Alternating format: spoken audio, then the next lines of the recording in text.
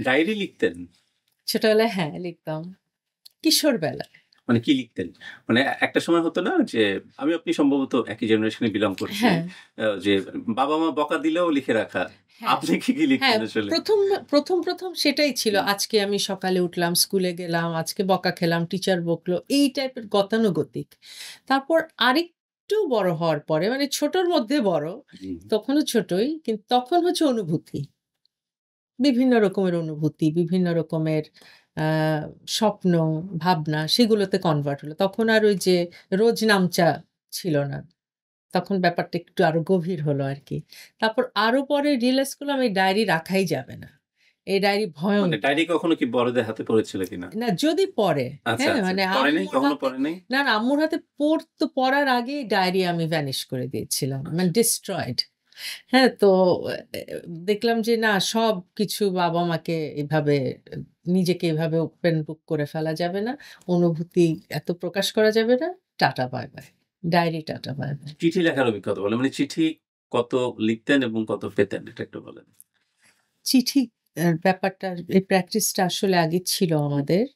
আ চিঠি লেখা হতো যেহেতু আমাদের কাজিনরা, খালারা অনেকেই দেশের বাইরে থাকতো। তো সেভাবে চিঠির একটা উনাদের চিঠি আসতো, আমাদের চিঠি যেত। সেই একটা ব্যাপার ছিল। তারপরে আ একটা সময় চল আসলো পেন ফ্রেন্ড, রাইট। পত্র-মিতালি এবং পত্র-মিতালির বই পাওয়া যেত। হুম। হ্যাঁ? যে ছাপাও হতো। ছাপা হতো কেউ ইন্টারেস্টেড যারা তারা নাম রাইট। ঠিকানা দিত। আমি আমারটা দেইনি। অনেক ক্রিয়েটিভ কিন্তু ছিল তখনকার। হ্যাঁ, তো আমি তখন ওই যে ওখান থেকে নিয়ে বেছে আমি আমার বোন আমরা অনেককে চিঠি লিখতাম। আচ্ছা। ছেলে-মেয়ে কোন সব কিছু রিপ্লাই আসতো না। কিন্তু কিছু রিপ্লাই আসতো এবং বন্ধুত্ব হয়ে যেত। হয়তো অনেকদিন চিঠি লেখাও মানে হয়েছে। সেই যুগের ফেসবুক এরকম। সেই যুগের আচ্ছা। Sweet Facebook. তো চিঠি অনেক আসতো আসলে। আমরাও অনেক চিঠি দিতাম। এবং ভালো লাগতো। চিঠির একটা অন্যরকম মানে আমেজ আপনি ছিল। যখন একটু বড় হওয়া শুরু করলেন, সেই ধরনের চিঠি মানে কবে আপনি ফার্স্ট কোথায় যাওয়ার হ্যাঁ, চেষ্টা করছেন আমি ফার্স্ট কবে বুঝতে পেলেন? পারছি। মানে এটা কি কোন I think সময়ে? that's in 1990 আপনি যে চিঠি বুঝাচ্ছেন সেই চিঠি আমি ৯০ সালে পেয়েছিলাম। কি মানে আপনার ফার্স্ট এক্সপেরিয়েন্স মানে ফার্স্ট কি বলবো এটাকে? মানে অনুভূতিটা কি ছিল আসলে?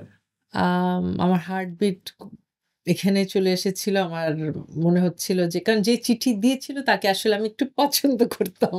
এই কারণে পছন্দের মানুষের একটা আ খুব সুন্দর চিঠি পেলে তো ডেফিনিটলি অন্যরকম লাগবে। তো সেই অনুভূতি আসলে আমি ভাষায় প্রকাশ করতে পারব না এবং চিঠিটা খুব অ গোছানো, সুন্দর, আ হালকা রোমান্টিক আরকি। হালকার উপর ঝাপসা। তো সেই চিঠির আমেজ। এরপরে আর কোন চিঠি সেভাবে টাচ করেনি আসলে। মানে ওই চিঠি কি মানে আপনার ভয়ও পান নাই যে কারো হাতে না যদি না হাতে চলে গিয়েছে সাথে, সাথে। ঘটনাটা বাসার বলেন? সেটা হচ্ছে অত ক্লিয়ারলি মনে নেই বাট ওই যে যেটা হয় যে চিঠি দিল, যার হাতে চিঠিটা আসলো যে পোস্ট পারসন বা আচ্ছা। পোস্ট ওম্যান সেই আমাকে বিট্রে করে। সে আবার গিয়ে আম্মুকে বলে। আম্মু আমাকে পিটানো ছাড়া যা করা যায় আরকি। শুধু পিটানোটা বাদ ছিল। তো অঙ্কুরেই বিনষ্ট। সেই